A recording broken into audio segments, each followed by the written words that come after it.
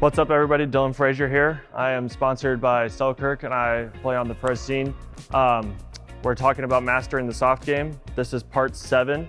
And so in part 6, we kind of showed you what a drop shot looks like. And now we're gonna talk about how to follow that drop shot up to the kitchen line to neutralize the advantage that your opponents have by getting to the kitchen line first. As always, make sure that you subscribe to Selkirk TV to make sure that you have access to the latest podcast and lesson content.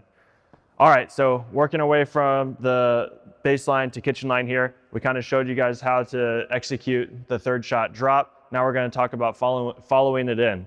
If I see that my drop is going to be good, and when I say a good drop, a good indicator that it's a good drop is that it's dropping below the net as your opponents are hitting it. So not necessarily that it lands in the kitchen. Landing in the kitchen is the best case scenario. But even if your opponents are volleying it out of the air, as long as they're volleying the ball below the net, then it's okay to take at least a couple steps forward, okay?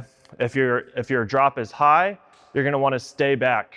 You're gonna wanna stay back or hold your position. You don't wanna come in on a high drop because you wanna give yourself some time to react to, a smash or a put away shot. So I'm gonna start by dropping one and I'm gonna kind of gauge how good it is. If it's a good drop, I'm gonna follow it in. But when Bethany or Scott are about to hit the ball, I'm gonna plant my feet to make sure that when I hit my next shot, I'm not moving forward or left or right. If I'm moving forward as they're hitting the ball, I lose my ability to move to my left or right, or at least I have to plant my feet before I can go to my left or right, okay? And that takes a little bit too much time. All right, so I'm gonna start with the drop. If it's good, I'm gonna come in. If it's high, I'm gonna stay back here at the baseline, okay? Here we go. All right, good, something coming in, stop, reset, stop.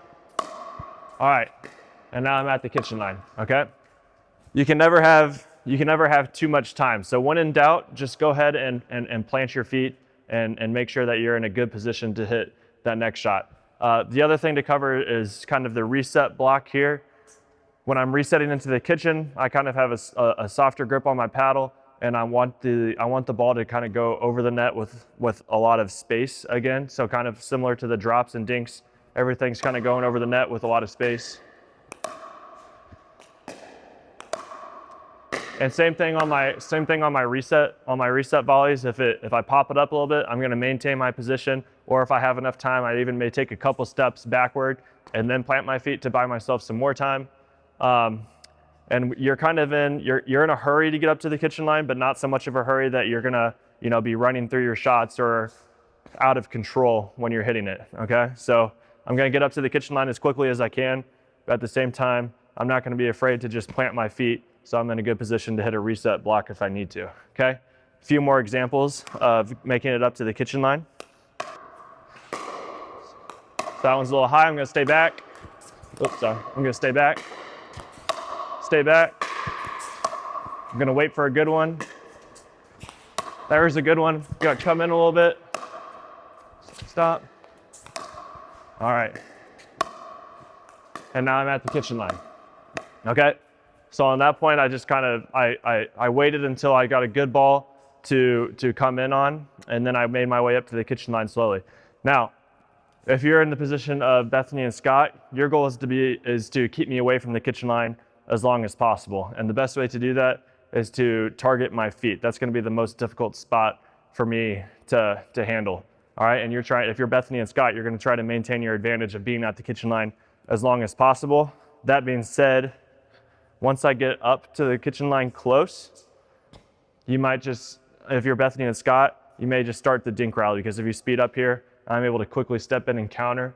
You could be in trouble if you're speeding up from low to high and I'm countering from high to low, okay? One more example of coming from the baseline to kitchen line. Here we go.